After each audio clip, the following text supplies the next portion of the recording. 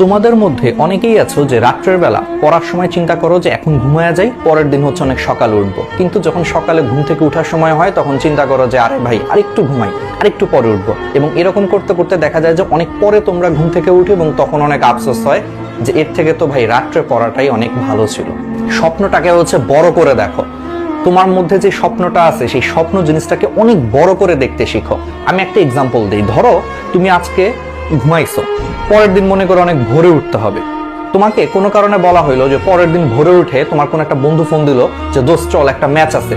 শুক্রবারের দিন, বন্ধের দিন, তোমাকে একটা বন্ধু ফোন দিল যে দোস্ত আজকে একটা ফুটবল ম্যাচ আছে, আজকে একটা ক্রিকেট ম্যাচ আছে সকালে অমুক মাঠে।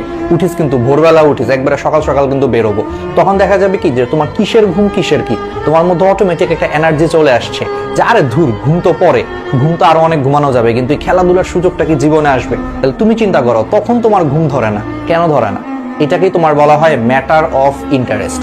তোমার খেলাধুলাতে তোমার ম্যাটার অফ ইন্টারেস্ট অনেক বেশি, বা তোমার মুভি দেখাতে ম্যাটার অফ ইন্টারেস্ট অনেক বেশি। কারণ তুমি চিন্তা করো যে এই জিনিসগুলো 2 ঘন্টা 3 ঘন্টা দেখলে তোমার মধ্যে হচ্ছে যে একটা স্যাটিসফ্যাকশন আসবে, যেটা তোমার মনটাকে অনেক ভালো করবে। কিন্তু সেম জিনিসটা আমরা পড়াশোনার ক্ষেত্রে ভাবতে পারি না। কিন্তু পড়াশোনাটাকে এইভাবে চিন্তা করতে হবে। তোমরা সব সময় হচ্ছে হাতে একটা নোটবুক রাখবা।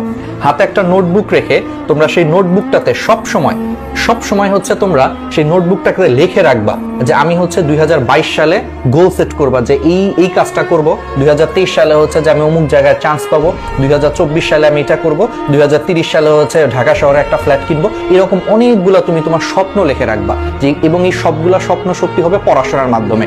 তখন দেখবা তুমি পড়াশোনার মানে খুঁজে পাবা, তোমার কাছে স্বপ্নটা হচ্ছে অনেক বড় মনে হবে।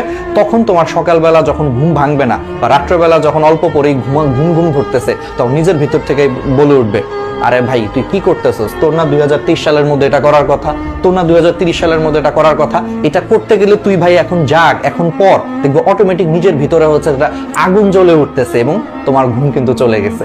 তোমার হাতে 5 সেকেন্ড সময় আছে। ধরো তুমি আজকে অ্যালার্ম দিছো যে তুমি ঠিক ভোর 6টায় উঠবা, ভোর 5টায় উঠবা।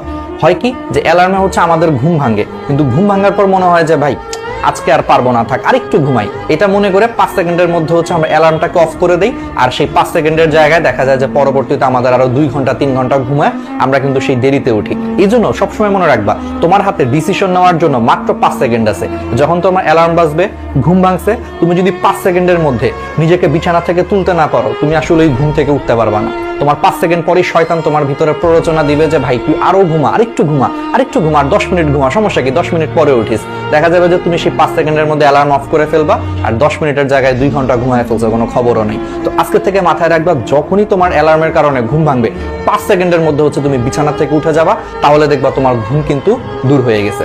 আমাদের মধ্যে অনেকেরই বাজে অভ্যাস আছে, রাত জেগে জেগে হচ্ছে ফেসবুকিং, ইউটিউবিং করি, বা মেসেঞ্জারে হচ্ছে যে চ্যাট করি, হোয়াটসঅ্যাপে চ্যাট করি।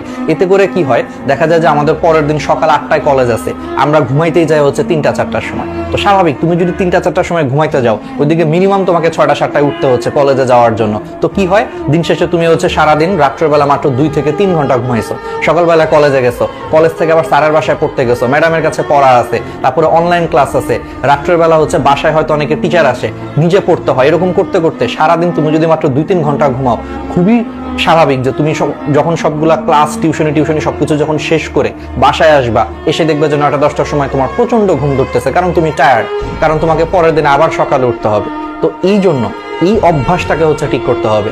এখন থেকে রাত্রের বেলা কখনো ফোন টোন চালায় হচ্ছে যে রাত 3টা 4টা পর্যন্ত জাগার অভ্যাস করা যাবে না। পরের দিন যদি সকালবেলা কলেজ থাকে, অবশ্যই 11টা থেকে 12টার মধ্যে হচ্ছে ঘুমায়া পড়তেই হবে।